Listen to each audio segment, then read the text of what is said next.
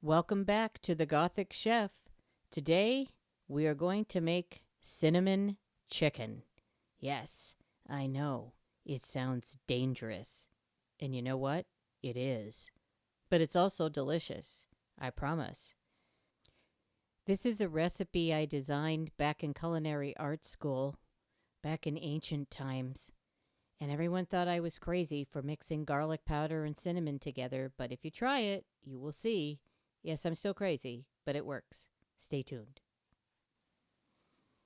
So, yes, as I said, it does work. Hello there.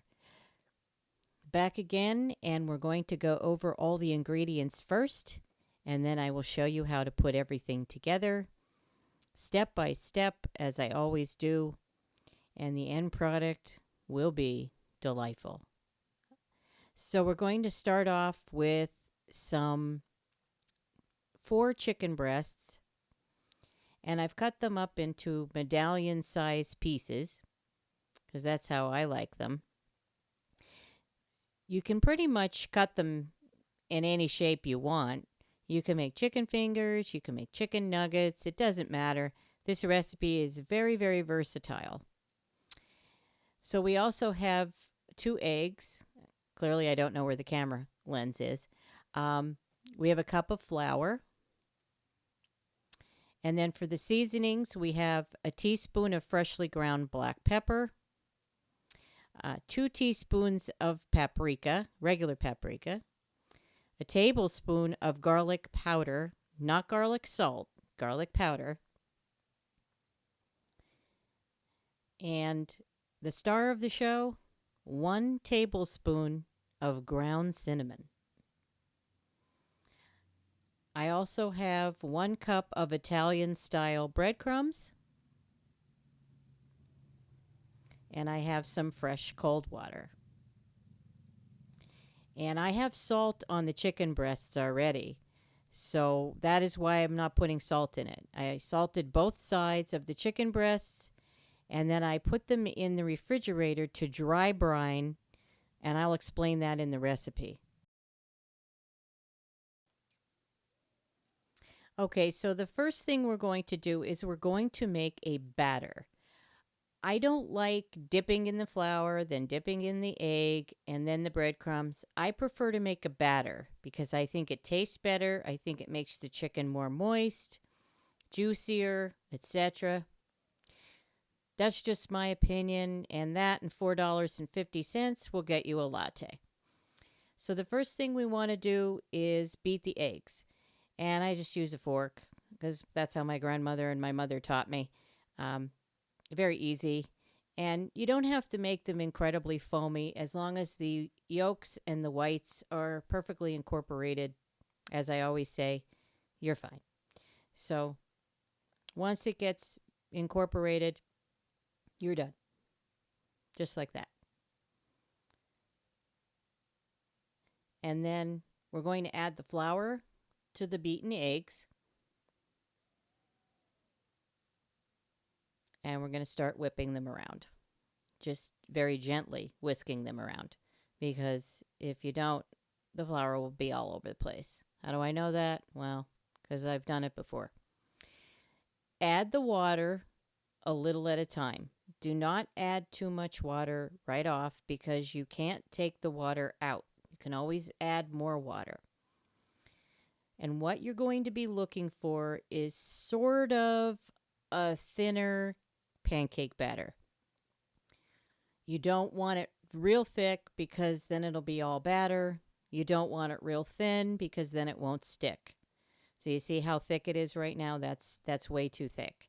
So once you start getting everything incorporated, the eggs, the water, and the flour will swell up. Yeah, that's a pancake batter. So you don't want that. You want it just a little bit thinner than that. So add a little bit more water, about a teaspoon at a time.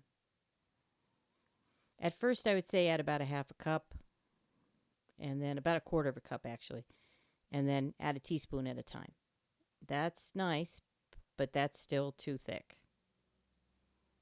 So just a little bit more water. 1 more teaspoon should do it. And you'll see when I pick up the whisk, that's exactly how you want the batter. Not necessarily ribbons, but you want a nice long stream. That's the only way I could describe it. Tap, tap, tap. Okay, now we'll put the seasonings in with the breadcrumbs. So we'll take the Italian breadcrumbs and we'll mix all the seasonings in with it, starting off with the garlic powder. And then we'll stir that up a little bit. And then we'll put the freshly ground black pepper in and the paprika. And then we'll give those a little stir.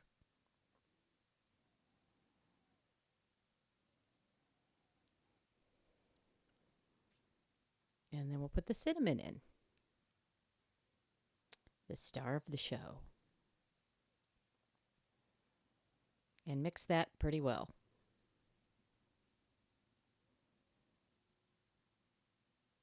It smells fantastic, really, even before you cook it. Tap, tap. Okay, so now we're going to get a little breading station going. We have our batter, we have our seasoned breadcrumbs, and we're going to put the chicken in the batter first using one fork, and then we're going to put it in the breadcrumbs and put it on a plate. So chicken with the first fork, we're going to dip it both sides, get it fully coated, and drain it very, very well, because you don't want gunked up chicken breasts. And then put it in, and using the other fork, you're going to sprinkle the top and the bottom with breadcrumbs and use the fork to pat it down a little bit. And then get the excess off. And then we'll do it again. Chicken in the batter, both sides. Drain it very well.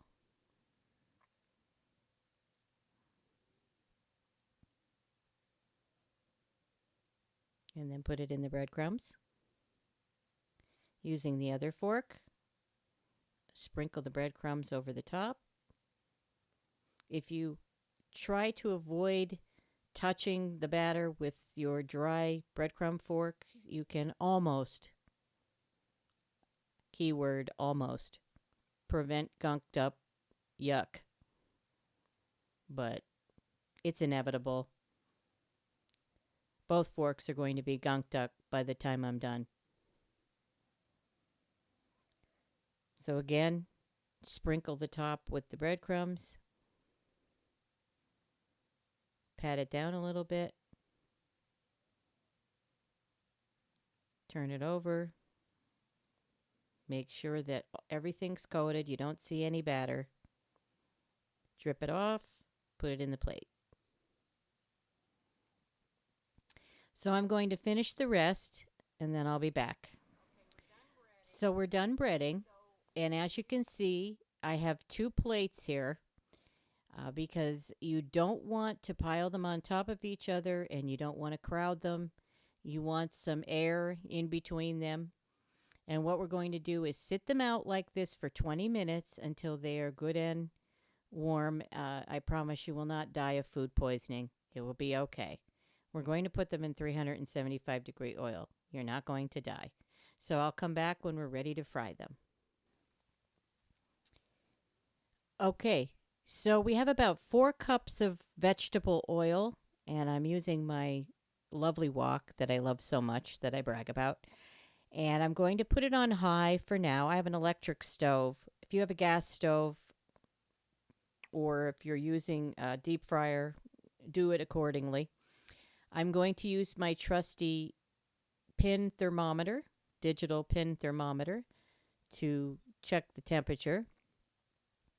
And what we want is we want anywhere from 360 to 375 degrees Fahrenheit. And once it gets to that point, we will start frying. So I think we're just about up to temperature. I am going to check it now. And as you can see, we're around 370 degrees, which is just right. So we're going to put them in very carefully because it's going to be very hot and start bubbling up. And I use the tongs. And as you can see, they're starting to fry up really nice. I'm going to put about 5 pieces in because I like to live on the edge. You probably should only put 4 in. But it depends on the size of your pan or the vehicle in which you are cooking. But I am going to fry them for about 5 minutes. But I will keep checking them. Turn them and make sure they're not sticking together after they start cooking a little bit. Yes, I like to play with my food. And then let them go for the 5 minutes. And sometimes it might take 5 minutes, it might take 6 minutes. You can tell by sticking a pin thermometer in the chicken. And if you do stick the pin thermometer in there to check the temperature, if it's at 165, you're golden. That is the perfect temperature for deep fried chicken, and you should be in good shape. I just eyeball it though. I'm so used to cooking and so used to making these. I know what they look like when they're done, pretty much. So, however you feel comfortable with knowing your chicken is not going to be raw, that's how you should do it. So like I said, just keep moving them around, turn them over once in a while, and then when the time is done, check them if you like, and they should be pretty good. I'll be back. Okay, so these are pretty much done. We have about 20 seconds to go, and I'll take them out. And when we take them out, we are going to drain them on a rack so that all the oil drips from them. And really, these don't sop up a lot of oil. So as long as you have your temperature at the right temperature, or as you have your oil at the right temperature, when you start cooking them, you should be in good shape. If you put them in before the oil has reached temperature, that's when you're going to get chicken soaked in oil. So you should be in pretty good shape if you do it the right way. So like I said, we drain them on a rack, as you could see, and they look lovely. So I will finish up the rest of the chicken, and I will be back, and I'll do a taste test. So here is our final product. Don't they look delightful? Yes, they're a little darker in color because that is the cinnamon, but let's try them.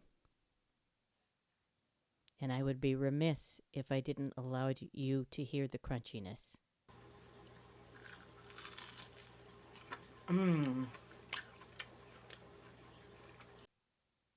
Perfectly cooked and perfectly delicious. Yes, I know you could have done without the lip smacking, but they really are yummy. Give them a try. So there you have it. Cinnamon chicken. Give it a try. You won't be disappointed. The recipe will be on my website, thegothichef.com. There will also be an easy link, clickable link in the description below.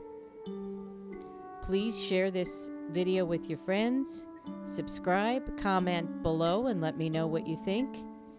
And I will see you next time on The Gothic Chef.